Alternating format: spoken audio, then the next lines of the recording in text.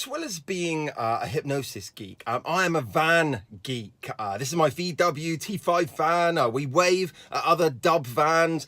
We go to Vee Dub events. We go paddle boarding and camping in our van. So I'm recording this video in my other geek environment here today.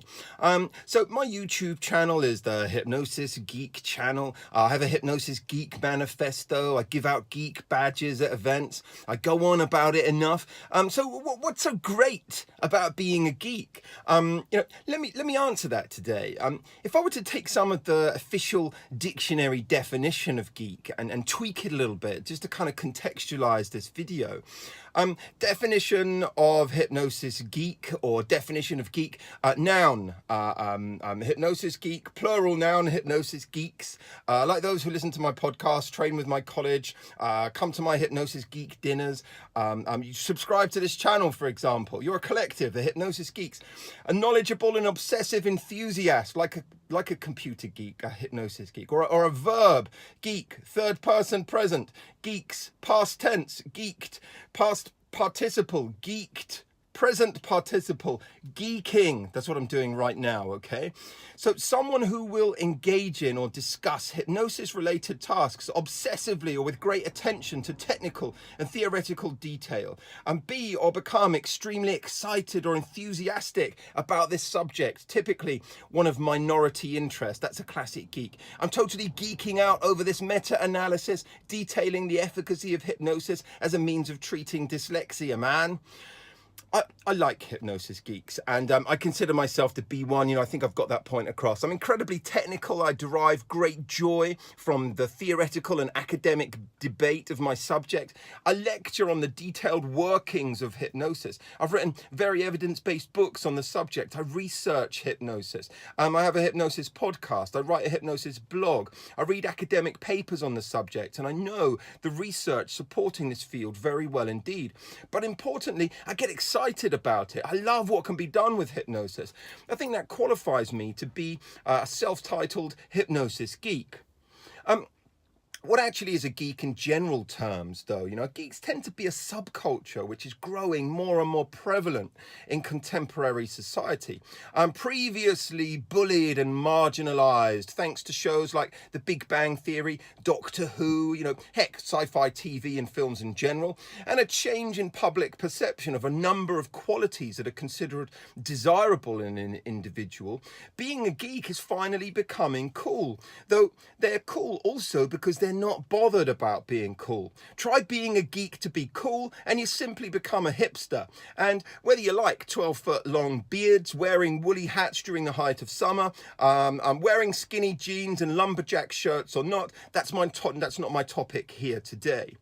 Being a geek, then, according to research by Imgur, is actually cool in today's world, especially among millennials. In fact, 60% of the 83 millennials consider themselves geeks, compared to just 38% of Gen Xers or baby boomers. And the study also shows that geeks are trendsetters and influencers. That is, 84% of geeks say people look to them for advice, while only 60% of non-geeks say they get asked for advice. Although some places haven't quite embraced geeks and geek culture like others have, now it's changing. But more than that, it's also welcome news for those, for all of us who geek out about our own work, about our passions, passionately probing to innovate, improve, dissect, and lead others to the discovery of their best selves or best elements of their professional field, for example. One of my favourite quotes is by actor, writer and comedian Simon Pegg. And he said, being a geek is all about being honest about what you enjoy and not being afraid to demonstrate that affection. It means never having to play it cool about how much you like something. It's basically a license to promote, proudly emote on a somewhat childish level rather than behave like a supposed adult. Being a geek is extremely liberating. Hurrah to that. Being a geek isn't something to be ashamed of. It's something to be proud of, and most definitely an awesome way to be. And I wanted to share a few reasons why this is the case. And please bear in mind, that this entire video is written with a certain degree of tongue-in-cheek. Though you know as well as I do that never a truer word is spoken in jest, right? So, firstly, the geek brain, it's got an innate ability to focus intensely. Some may call it obsessive, but when geeks put their mind to a task or subject, they'll be able to focus on it like no other group of people. It's the reason geeks can plow through 20 academic papers in a single sitting, burn through an entire box set of Breaking Bad in a weekend. The reason they keep having to increase the maximum character level cap in the world of Warcraft, and it's one of the reasons that top tech companies are looking for them, for geeks. Imagine if someone could bring that level of laser-like focus to work, the work that needs to be done, and think about how quickly and efficiently any particular project could be completed.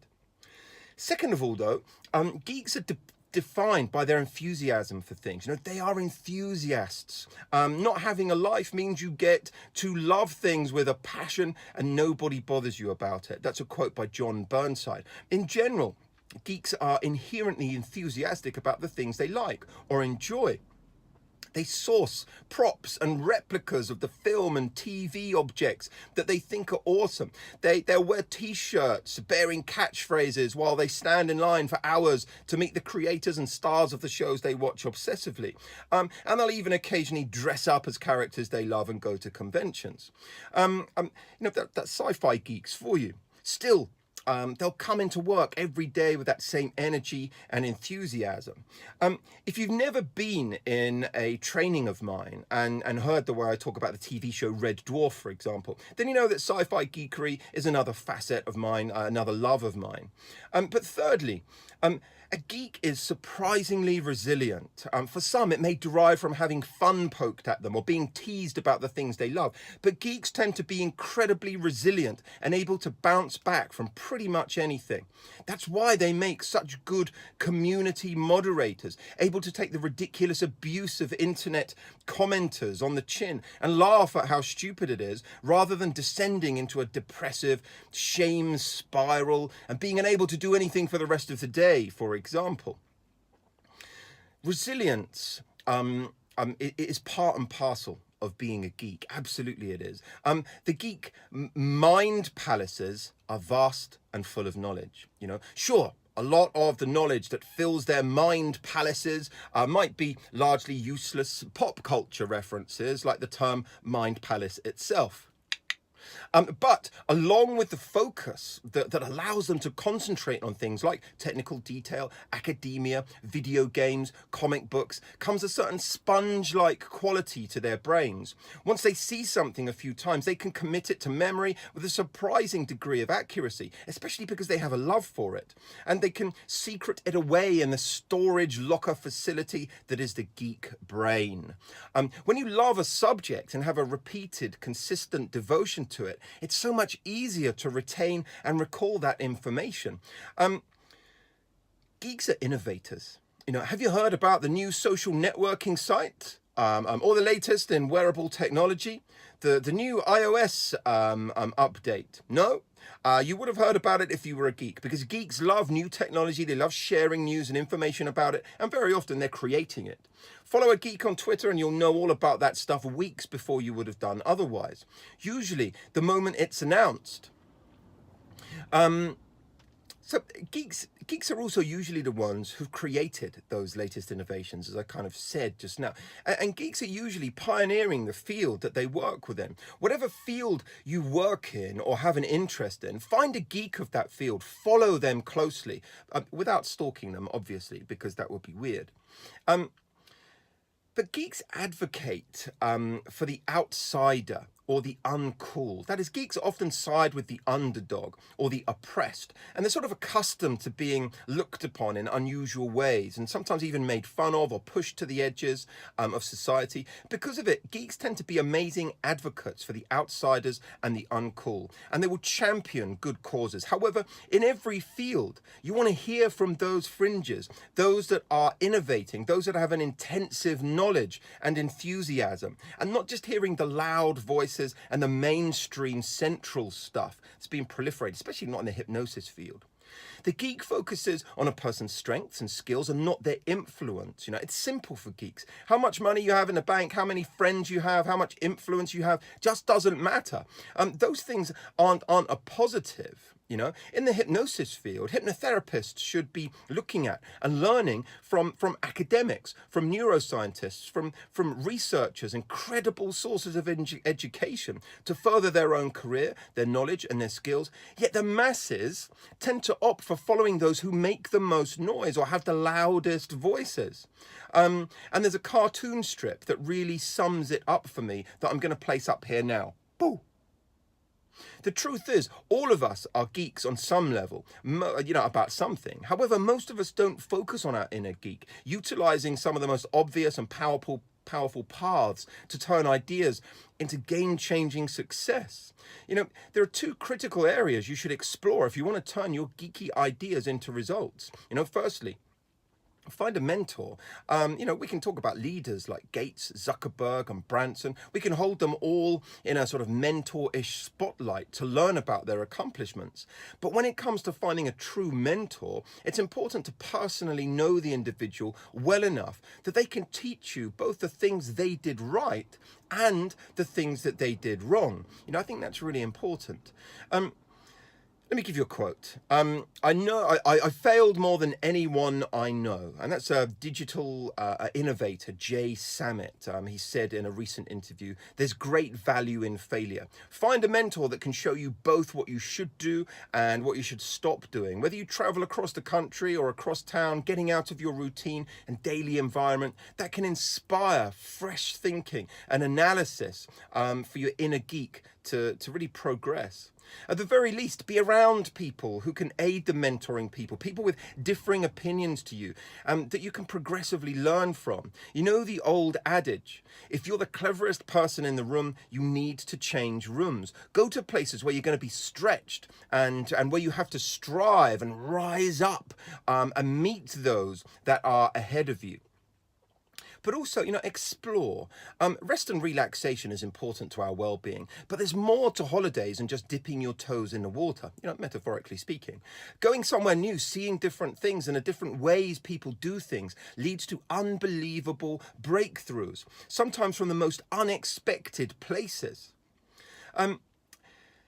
And I don't just mean this literally. Seek out environments, groups, trainings, courses, people, and more besides. Things that start a journey of exploration and discovery for you.